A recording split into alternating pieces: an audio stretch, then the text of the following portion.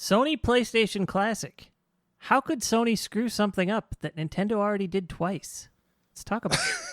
Bam. Today on. Today on Press B to Cancel. Where's my mute button?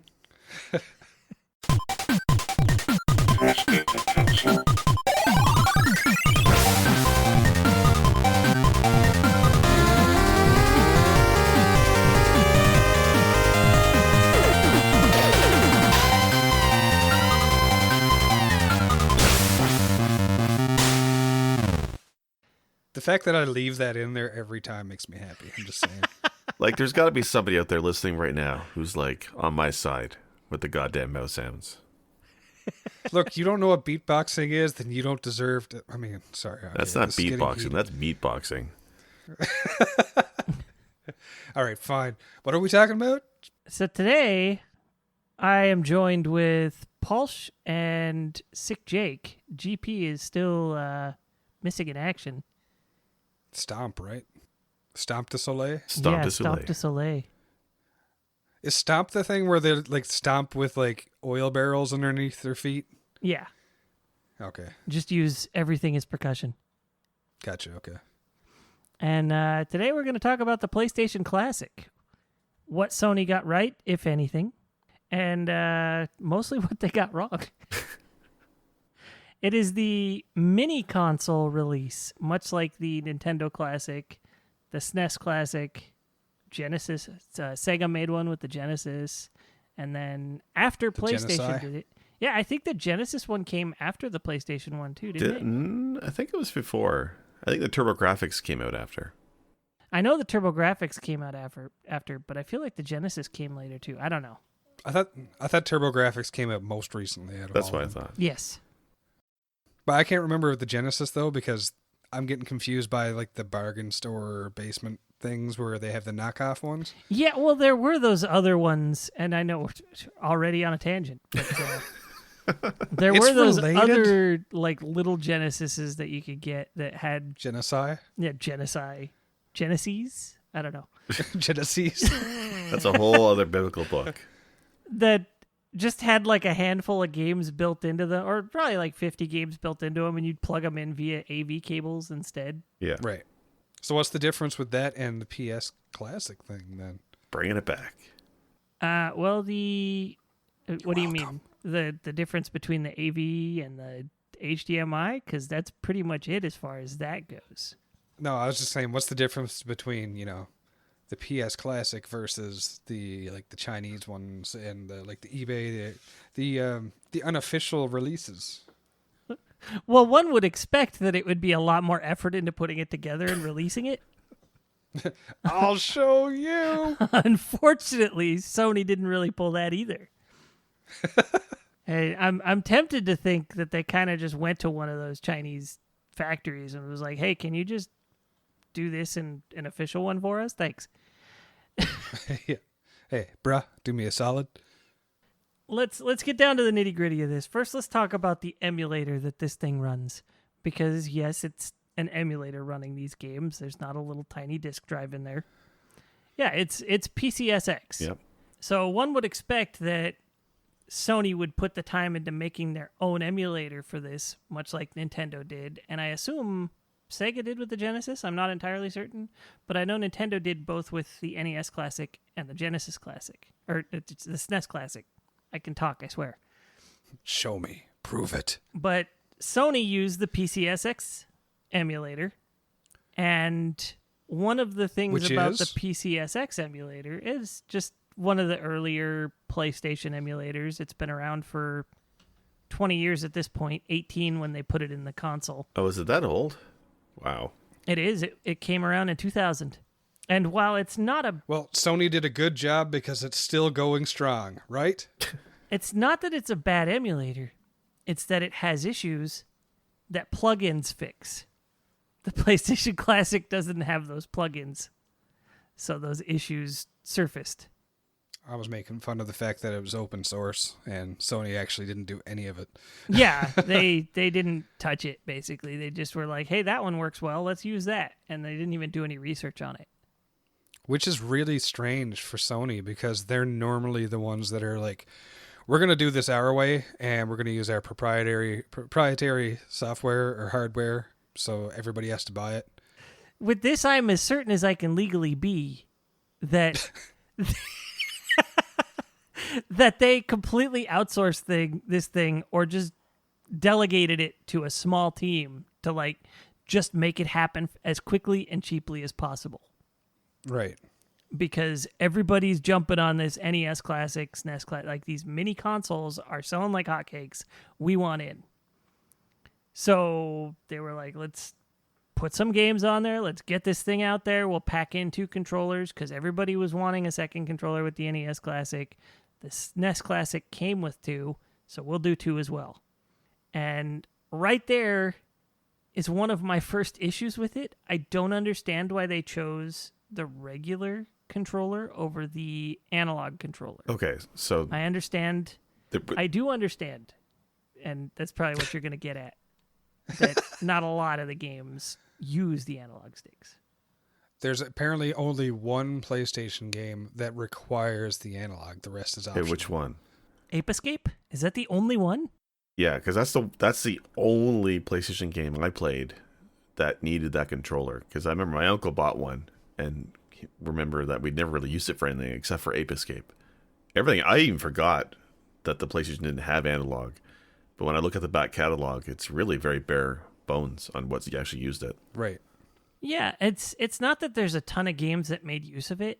It's the fact that there were some games that made use of it, and they were good games. Resident Evil 2, yeah. I get the feeling that the selection of games they chose was hampered by the fact that they went with the vanilla controllers instead of the DualShocks. At least you got 2 of them, though. Yeah. That's true. And they're good quality controllers. I can't fault them for that.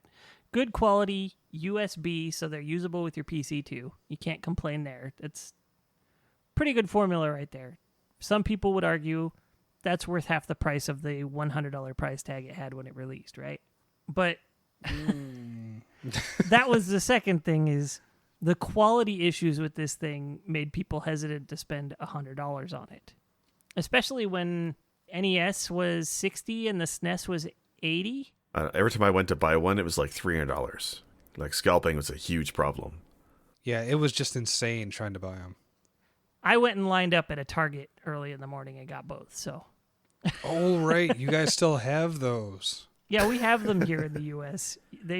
Target's missed the mark up there, so to speak. I see what you... Wait. It was a misfire. Continue. But yeah, there were just a number of issues with this, and if we look at the games, like when you play them, you expect to, like, it's HDMI. Plug it into the TV, you would expect, hey, it looks clean, right? But it doesn't. A lot of the games actually look blurry. At least on one of my TVs, a lot of the games look blurry. Well, at least with, the controller cords being only 5 feet, you're sitting close to the TV anyway. How much clearer do you want? What is this, a Sega Genesis? Nuts. Like 5 feet cables. And then apparently hardware-wise, the button on the machine, the reset button, it takes you back to the game list. There's no combo on the controller to trigger that, so you have to get up and walk to your PlayStation anyway to change games. You're right. There is no combo to reset. That's crazy. Like, I have the Mister on my desk, and when I have to reach over to it to reset it, because I didn't... Oh my God. It drives me nuts, and that's like a foot. Can't imagine getting up off the couch. What is this, the 70s? Wow. No, man, this is the 90s. What is it, 94? See, I don't have too many issues with that sort of thing. I do feel like the controllers were short. I hooked this up and played Jumping Flash with the kiddo not too long ago. First time I ever played Jumping Flash. We played all the way through it. It was a lot of fun. Oh, that game was fun. I really like that. I'd take that over Pilot Wings. Oddly, playing on the big TV, because, I have a 42-inch on my desk, and then we have a 55-inch in the living room. We played it on the 55-inch. Game looked pretty crisp.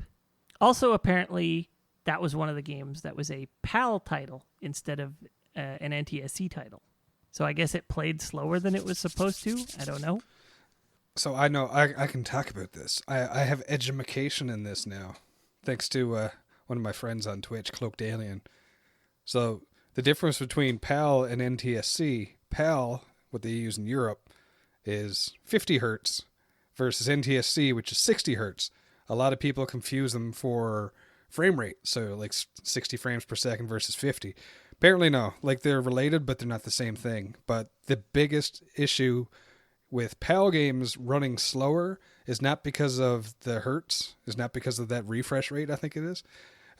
It's because of optimization. So it's just a matter of the game companies or fixing their games and optimizing it so when they put it onto a different format, that it took that into account and basically fixed it up. So if you play old games, the music might be slower, and it might be chunkier to play. It might not be as smooth. That's not actually because of the format itself. That's just because of poor optimization. Yeah, I didn't know that. I just thought it was frame rate. I always never understood that part. But that means there's a lot of games not optimized for PAL. Yeah. Oh, yeah. And that's the thing. And you can see old like Nintendo games. You can see which ones were optimized and which ones weren't. And so like it's not just the like sometimes the audio is the biggest clue. Yeah, slower music. Yeah, you'll be able to tell. Yeah. I don't understand then. Like PAL is. I mean, I guess the TVs are still in Europe, but NTSC format is preferred over there now. Like with modern PCs, it's not an issue.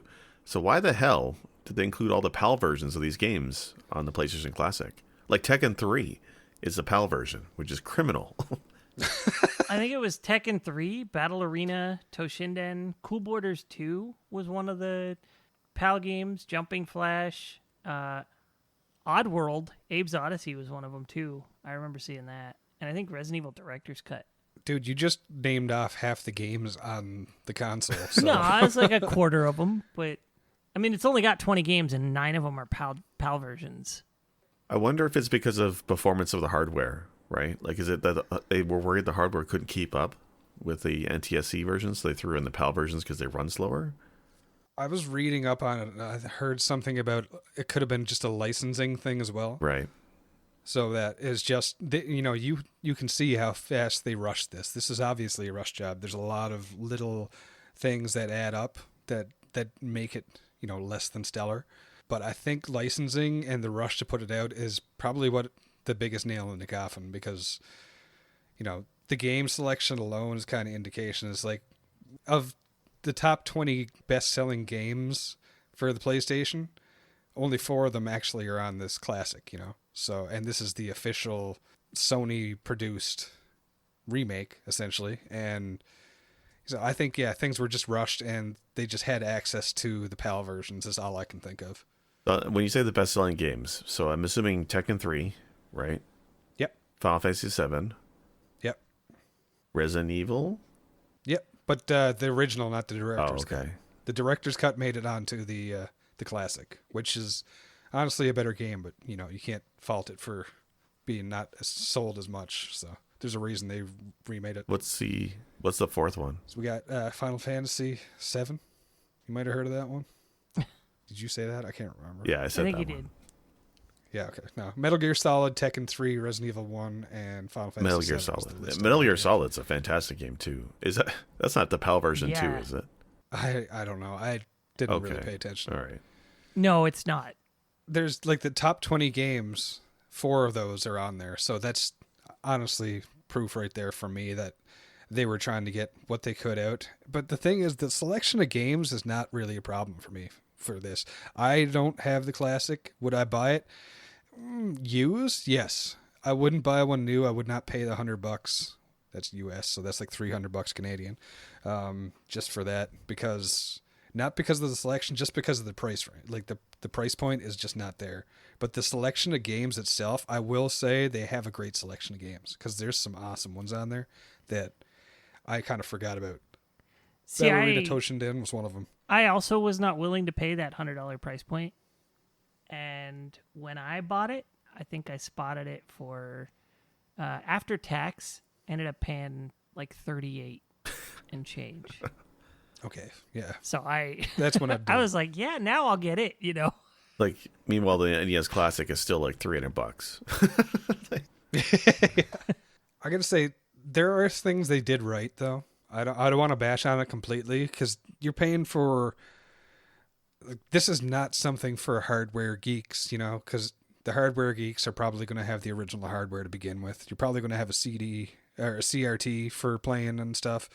So this is definitely jumping on that nostalgia bandwagon that Nintendo was riding. Sega had it, and you can't blame them for it. I mean, this is if you're not tech savvy and you don't care and you don't want to be chasing stuff down or trying to emulate it yourself, this is great.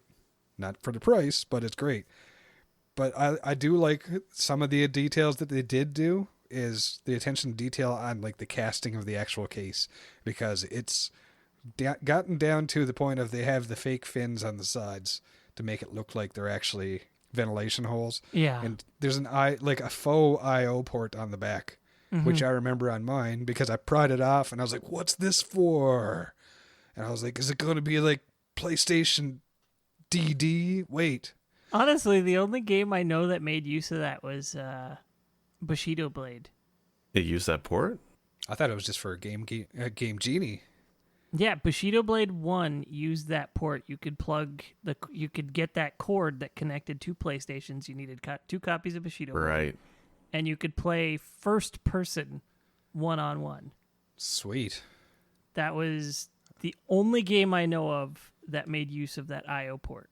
I know there were others, but that's the only one I actually remember. And that's because I wanted to try that and never got to.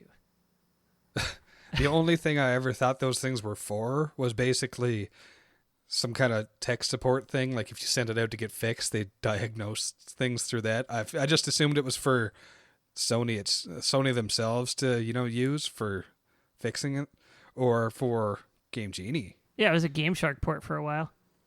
Right. So that's the only thing I knew that was for. But the fact that it's got you could have easily just threw on the back of it, just plugged for your HDMI, plugged for your cable for power supply, and then that's it. But they actually did make a point to mold it and put that on there. So they did want to get you that nostalgic feel.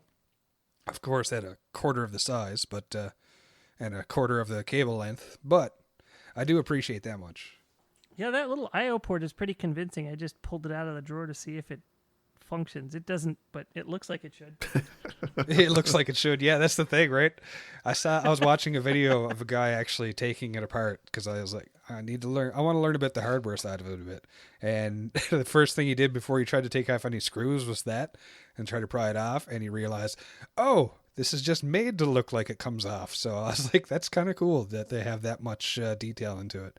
But there was a whole lot more to be said about what was inside. Wolf, did you hack yours to put more games on it? Not yet. I'm wondering, what's the hardware inside of it? Is it decent? Can it run other games?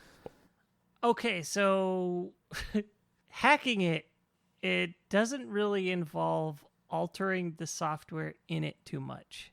Instead, you have to get an external, usually a USB drive, and it slots into the second controller port. And then using that, it loads up off of that to play all the games. Yeah, so there's a little bit of jumping around, a little bit of hoops, but nothing crazy. Yeah. Okay. So it essentially ignores the memory on the hardware itself and uses the flash drive as the memory. And then everything else in the hardware of the box itself is used for running the games and all that. So it basically turns it into like your USB is a cartridge with tons and tons and tons of games. Yeah. That's all it does. Homemade EverDrive. Yeah. Is there anything on there, we talked a little bit about the game list. Is there any games that you guys think are really badly missing? Because I don't have a lot of exposure to the PlayStation game library, only a handful. Yes. Well, I have opinions. You go first. Go first. Well, I was just going to say, I understand that, the whole Destruction Derby, Ridge Racer Type 4, and Twisted Metal. So those are the driving games on here. However, as iconic as Destruction Derby was, I feel like it was the wrong choice, and they should have gone with Jet Moto or Jet Moto 2. I can go with that. Jet Moto commercials enough are nostalgic for me to want to put it in there. The Jet Moto games were just so much fun. I think I would that was one of the things I enjoyed going to my cousin's house for at the time. I don't think I played Jet Moto, but I played the what's the futuristic one? Wipeout. That would have been nice. Like for the speed. That right? was the one that had oh my god, I can't name the band. Crystal Method. Prodigy. Oh, never mind. Crystal Method was on another one. They basically did the same thing. The Crystal Method basically was the entire soundtrack for a PlayStation racing game. I can see it. I just find it weird because, like, for me, the Resident Evil games, like 2 and 3, like 2 especially, I think was a fantastic game. I'm amazed that's not on there. Yeah, I can respect them going with Resident Evil Director's Cut because Resident Evil was one of the killer apps, as it were, for the PlayStation back in the day. And then I think people played less of Director's Cut than the original version. And since it added more content and changed things up, I agree with Director's Cut on there. Yeah, they didn't remove anything from Director's Cut except for mistakes, essentially. So Okay.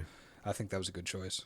With all the saturation of Final Fantasy VII over the years, I feel like they felt like Final Fantasy VII would be a bigger draw than it actually was. Especially with Remake on the horizon and everything.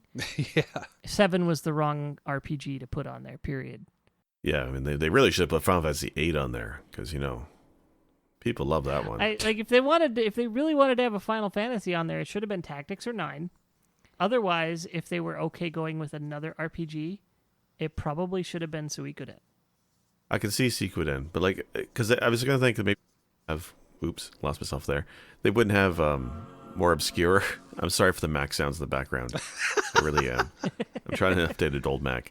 This is Sony, not Mac. I know. God. The Mac Mini.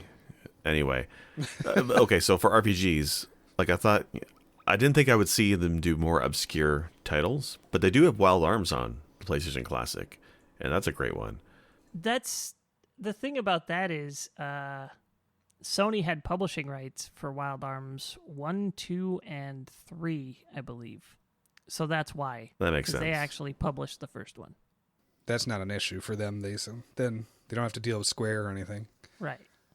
But I said the game choices in this classic are still great, but some of them they overlooked a lot, and I think it's again probably because licensing. I don't know anything else.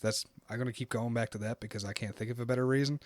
But there's no Tomb Raider games on there, and Tomb Raider 1, 2, and 3 are all in the top 20 of best selling. They're hugely popular. Yeah. There's 3 Crash Bandicoot games. None of them are on there. So Is Spyro on there? I can understand Spyro's not. Wow. To me, those come back to the recent remake trilogies. Right. They weren't necessary. There's 4 Tomb Raider. Yeah, that's true. So yeah, I think there's is it a screenshot, like a snapshot into the experience that was PlayStation 1 at the time? No. But at the same time, yes, because it doesn't have the top 20 in there, I think it's kind of cool because there is a good mix, like you said, Jump and Flash. I love that game, and I forgot about that until I started researching on this again, and I was like, I need to play that again because that was so much fun.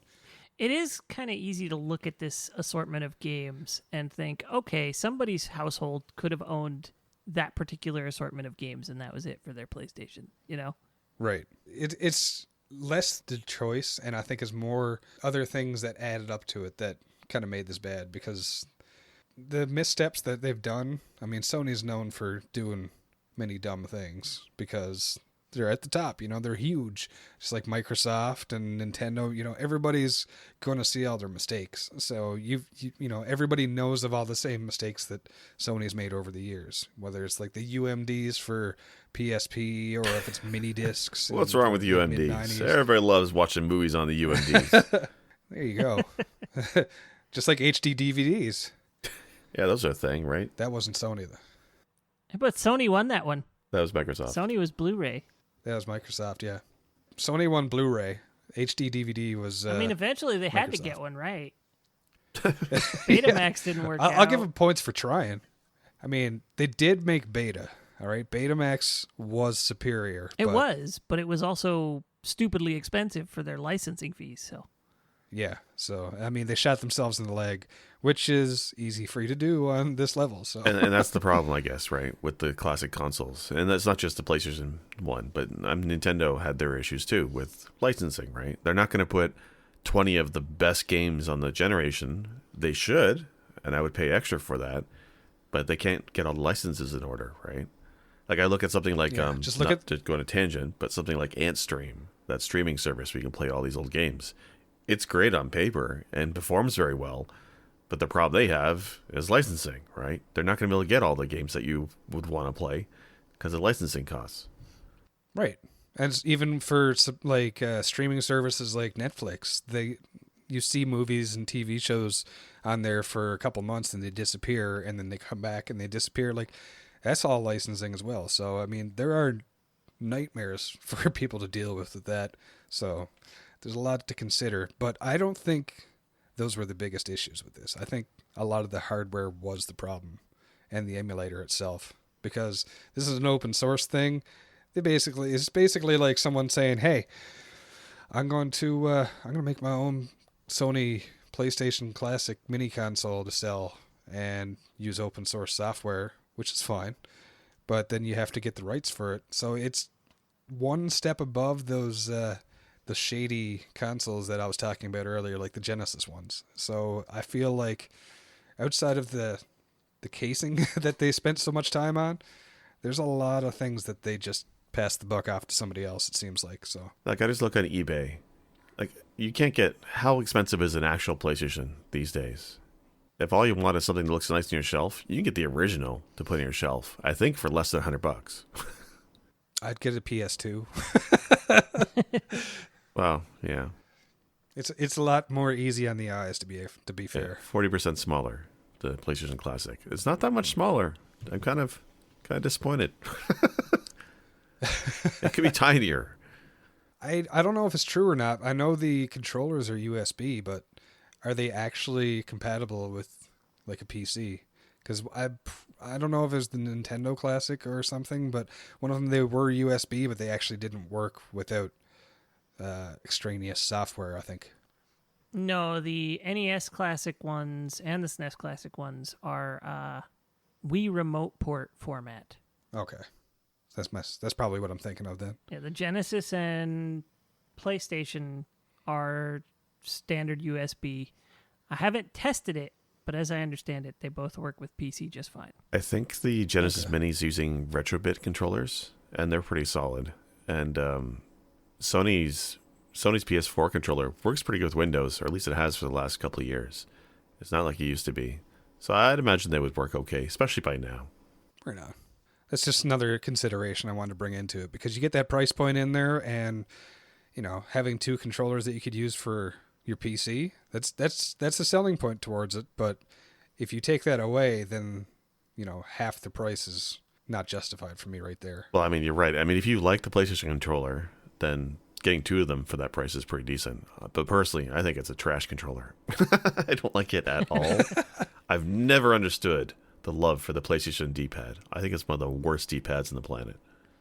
I think this thing would have sold more had they included the analog versions of the controllers, at least one of them, and the other one be a regular one, and put Ape Escape on here. I didn't really... my brother loved Ape Escape. He's 10 years younger than me. He loved Ape Escape back then. I played through it. I 100%ed it. I don't think I was as into it as he was. It was just at the time, I'd play a game and burn through the whole thing, But I do think it's a good quality game that Sony often overlooks these days. And I think it would have helped their case on this one. Yeah, it's a franchise I kind of wish they would bring back. I never played the sequels to it, but that original I liked it. I thought it was a blast to play. And I thought the controls were unique enough to stand out. I always wondered what it looked like on a PS5, right? Like, forget Jack and Daxter and whatever the hell they're doing. I would love to see Ape Escape, but it just never had the fan base. Well, once upon a time, it was popular enough to where it had a crossover with Metal Gear Solid 3. What? Really? What? Yes, there was a Metal Gear Solid 3 mission that you could play. You had to go and stop Messel Gear, which was a giant Ape Escape Metal Ape. I don't remember this. And you had to sneak around all these little Ape Escape ape monkeys. That's pretty wild. Is this in like the original Metal Gear Solid 3 though on PS2? Yes. I play sure. that game inside out, and that's not ringing a bell. But that might not be. That might be because I never experienced it, so it probably wouldn't have stuck.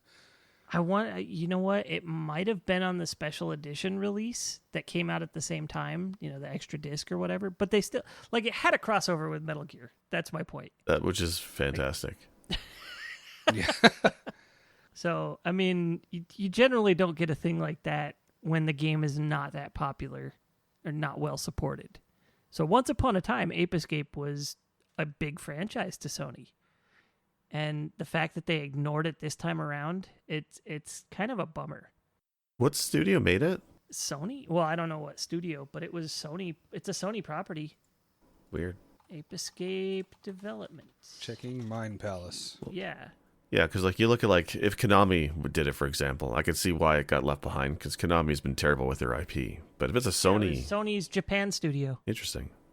But I will say one of the biggest reasons I bought this thing was because of Intelligent Cube. Was it Intelligent Cube the one that had the spelling bee commercial? I don't know. I don't remember that one. I just remember the kid because I know how to spell onomatopoeia now because of that commercial. I used to see it every commercial break. ONOMATOPOEI crunch. I think that's what it was. Yeah, because the cube would come down. So for me, this was a game that I got to play on one of those demo discs Same. way back when. And I played the shit out of it on that disc over and over. And like I perfected that game on the demo. I maxed out my score on that demo. And I really wanted to play the whole game and never got the chance. And then by the time I had the ability to, like by the time I was more into collecting and wanted to go back and get games like that, I was like, I don't want to pay $80 for that game because it was like way up in price. And I think even now, I think it's like $50-$60. I got the PlayStation Classic for less than that. So I saved money. That's how I see it. So that was basically the system seller for me on this thing. You can't get enough of that. As he gets hit by the cubes. I remember the demo. I did play the demo disc quite a bit, but I don't think I could ever imagine myself paying any amount of money for a full game of it. I don't know. For me, it was Tekken 3. Tekken 3 was, like, I'm not even a Tekken fan, but Tekken 3 on the PS was amazing. All the endings and all the characters and the hidden stuff. That game is amazing. I had Tekken 2. I had 2, and I used to rent 3, and 3 was awesome. If they threw a demo disc version of the games on the Classic, that would have made me want to buy it more. How amazing would that have been had they just thrown a couple of demo discs on there? Yeah, because I mean, how many were there? Oh yeah, it's so not many. like.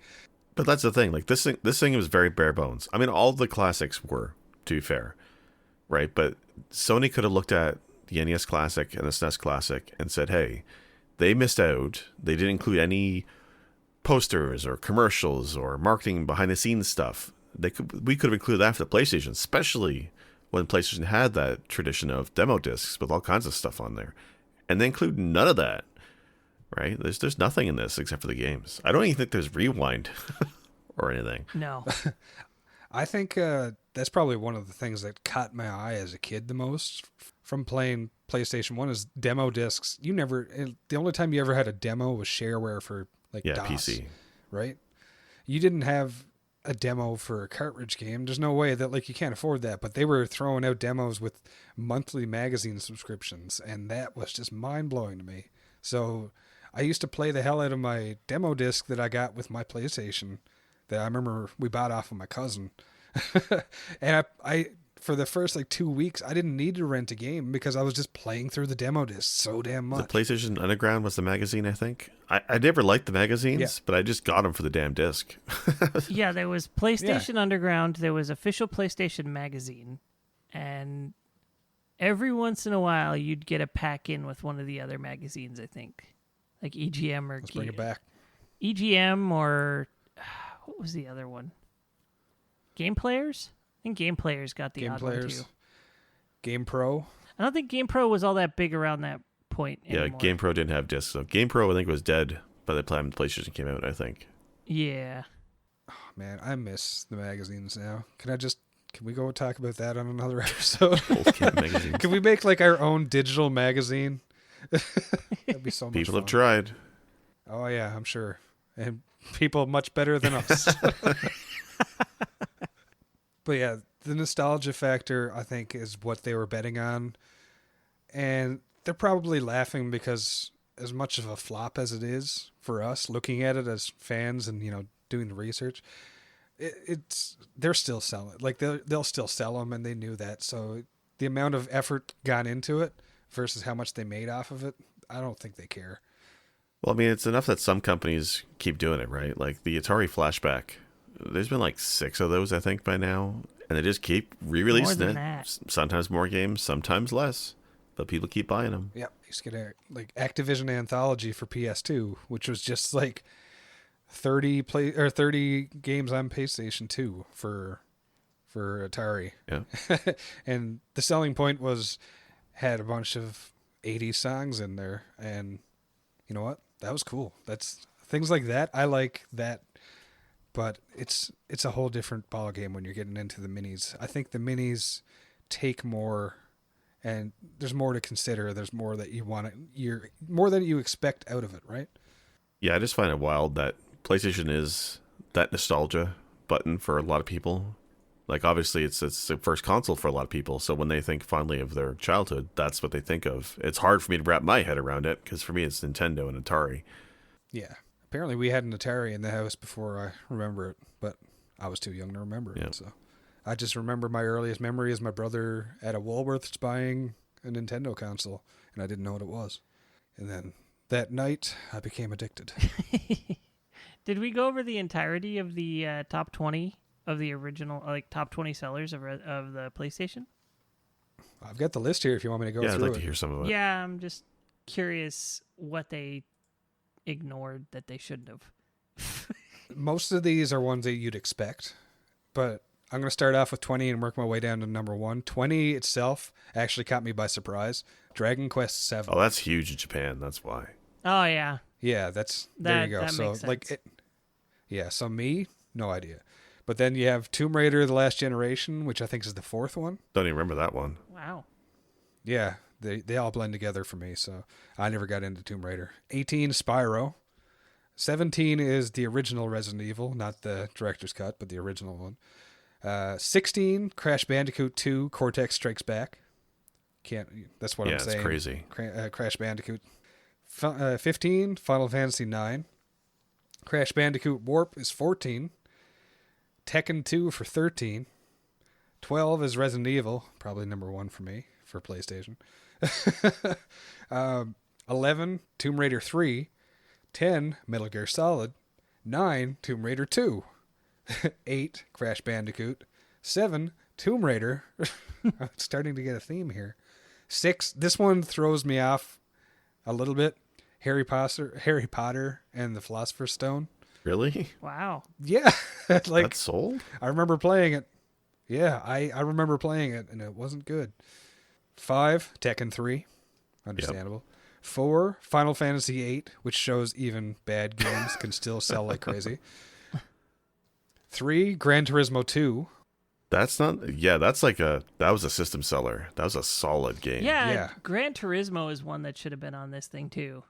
Number 2, you can probably guess, is Final Fantasy 7, if that wasn't going to be number 1. But number 1 is not what I expected it to be, but now looking back makes sense. Any guesses? Like Madden or Gran something? Turismo. Gran Turismo. Oh, okay. No. Sports ball. Video game players are way too lazy to enjoy sports ball that much. Even playing. I want to point something out. Notice that Final Fantasy 7 was number 2, right? Final Fantasy 8 was number 4. And I think Final Fantasy 8 is the reason Final Fantasy 9 is so far down the list. It's true, though. Chart in his stream today was talking about, he kind of fell off the series after 8. And I was same thing. After I played 8, I mean, it wasn't terrible. But I kind of fell off the Final Fantasy train for a long time. I never had access to 9, but I loved it. The only reason it took me so long to play is I had a copy of it, and disc 2 was scratched. So as soon as I started on disc 2, my game, I was just stuck. I couldn't do anything. So I was pissed until like I played it on Steam like 3 years ago. That's wild. And I loved it. Yeah, but I can see why people would be turned away from it after 8 because, yeah. It's just weird to me because like the graphics in the PlayStation for me don't really hold up, but Gran Turismo, even the first one, like 2 especially, looks good even today. Like what they did with the models of the car in that game just are amazing. Oh yeah. I think that was where it shined though too. PlayStation, like the first PlayStation games, I should say, because it's just that's something where you can just focus on what you see and nothing else. You know, everything's going by so fast. You can focus on the cars. You can focus on the roads. So I think that one's really a good way to showcase how good we can make this look at the time. Is Parappa the Rapper on this or no? No. Not on 20, top 20. Is it on the classic It's though? also not on the classic. So the classic, let's go over the list of games on there for Jake. And Posh. It's Battle Arena Toshinden, Cool Yes. Borders 2, Destruction Derby, Final Fantasy VII, Grand Theft Auto, the first one, Intelligent Cube, Jumping Flash, Metal Gear Solid, Mr. Driller, Oddworld Abe's Odyssey, Rayman, Resident Evil Director's Cut, Persona Revelations, Ridge Racer Type 4, Puzzle Fighter 2, Siphon Filter, Tekken 3, Rainbow Six, Twisted Metal, Wild Arms. See, there's a good spread. Yeah, like Siphon Filter is not a great game, but like the third-person stealth tactical game, it's like a forefather, right? Like a lot of the modern stuff is based off of ideas in Siphon Filter. If you wanted to play Metal Gear Solid, but you hated the stealth thing, Siphon Filter was the way you'd go because it was a little bit more action-oriented. Plus that taser. You just nuke somebody until they combust. Best part of that game. On its own, looking at the list, it's a good list. It's just, at the time, the games that were coming out or had just recently been re-released or were, just readily available in other means were weird pack-ins on this console. Yeah. Like, there's a couple of substitutions I would have made. Like, Devil Dice, I think, should replace Cube. I think Devil Dice was a more fun game, personally. Okay, Werewolf, what about you? If you could replace one game, what would you take out? I know what I'm looking at getting. this list again. And I hope you don't choose it. The one I would probably remove, just because I even watched a video of it earlier and it looked janky as hell, is Rainbow Six. Yeah. Okay. I love Rainbow Six on the PC, but the console version was not good. I remember my friend coming over and installing it on my computer when it first came out, and I was just like, this isn't GoldenEye. I don't want to play this. It honestly looked slower than Wolfenstein on DOS. Hey, dude, that was high paced. That's what. But I mean, like this game, like they're walking around. Like the gameplay I watched, the guy was basically just walking around trying to activate the AI to come around to a corner so he can shoot him. That's not high stakes gameplay by any means. No. I think if I replaced any of them, it would be Puzzle Fighter, because that just seemed like, No, let's choose It's something a great else. in it. game. no. Yeah. It's a great game, yeah, but it's just, I couldn't do it, man. So there was a long time where a friend of mine and I in junior high would just every Friday one of us would go to the other's house and just hang out for a few hours and play games.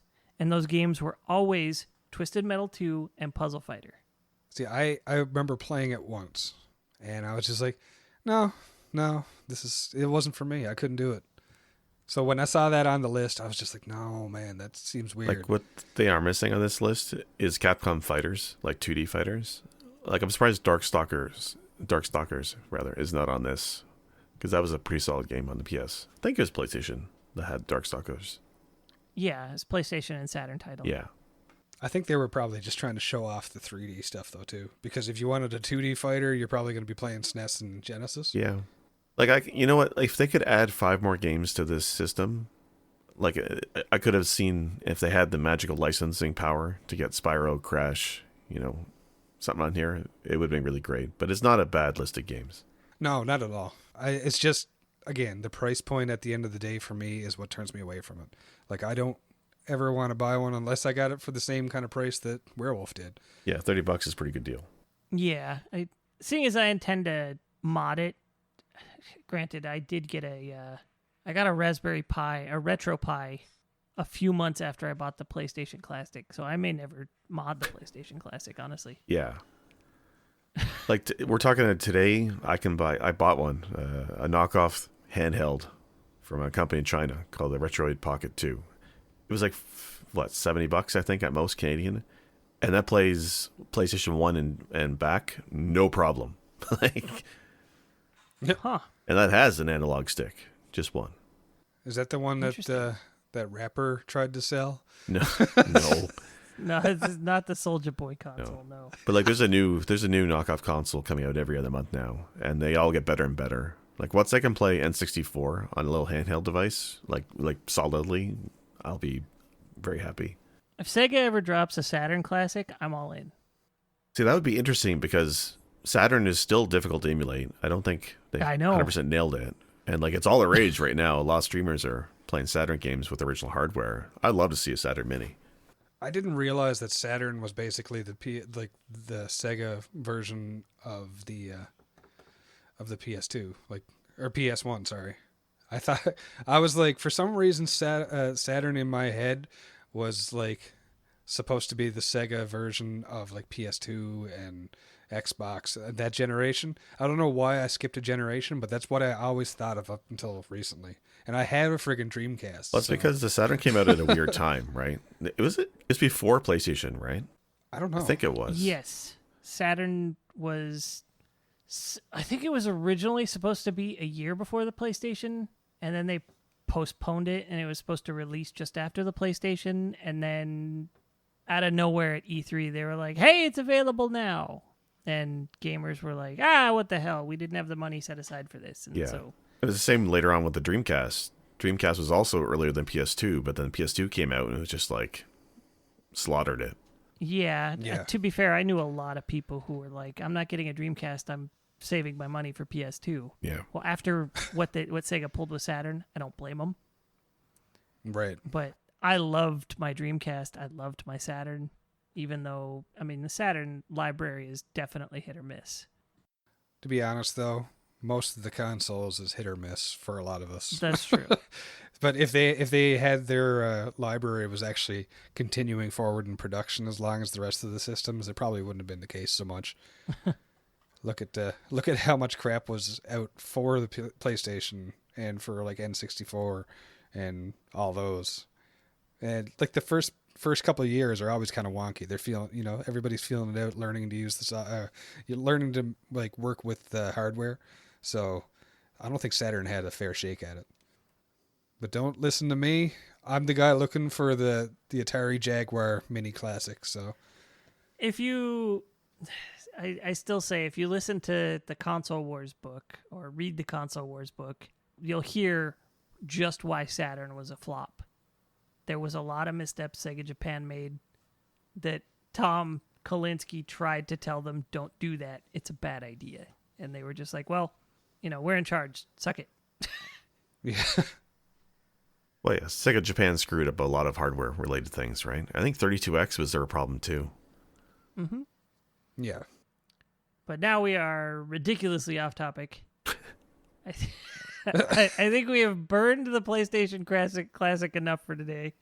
This has been fun, though, I gotta say. Yeah. I actually really enjoyed reading up about this more because normally I don't care about the hardware, I don't care about the stuff, but a lot of like gaming historian and stuff like that, the videos I've been watching have been really, really interesting. So I think I'll be checking out some more of this now. Jake, you're getting me converted to the hardware stuff. Pretty soon you'll buy Mister. All the cool kids are. Oh, no, let me buy groceries first. There, yeah. All right. I think that's a good place to wrap it up. So you can find us. Remember, check us out on Patreon now that we have it going. Yes, and by the time this episode releases, we should have our first Patreon bonus up.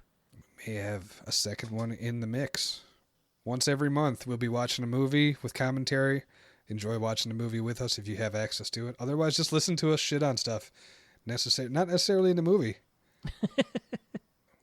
We can also use their Ko-Fi if you don't want to sit down and commit to a month at a time for a Patreon, but you still want to throw us some money our way to help us keep this going. You can check out our Ko-Fi coffee link, ko-fi/pressb to cancel. You can join our Discord. Jake, do you know the address? It's bit.ly. No, hold on. You got to give me some warning, man. You can't just spring this onto me. But Yeah. I will open my mind palace here. Hold on. Look, this is part Do of we it. have a Discord? We do.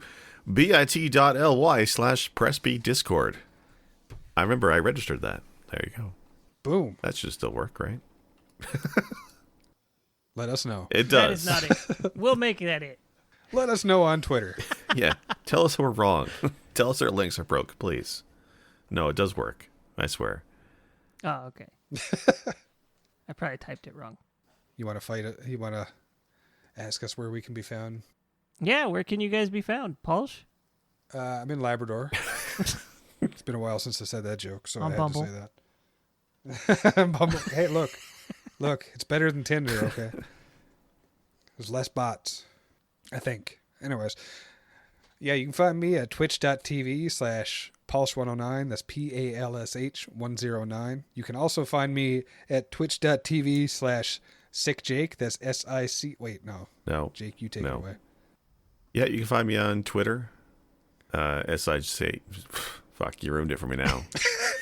I'm Sick Jake. Tell Google you mean it or something. Oh my God, stealing my shtick. Yeah, but I also on Twitch, and I know I say it every year, but I actually did stream this time. I streamed some Hitman 3, playing Hitman 1 levels in it, and I'm going to keep doing that for the next little while. I love that game. But you can find me on Twitch as well, Awesome. SICJAKE. And I am You can find Werewolf at werewolf.com/_. Wait, No. sorry. You do it. We're past the underscore joke, aren't we? Yeah, if we've moved on. Never. Stomp du Soleil _ So you can find me on Twitch or Twitter, WAREWULFF. Search me on Google, tell it you meant it, you'll find me. See, Jake, that's how you That's do true. it. I don't have the same sass level. I'll work on that.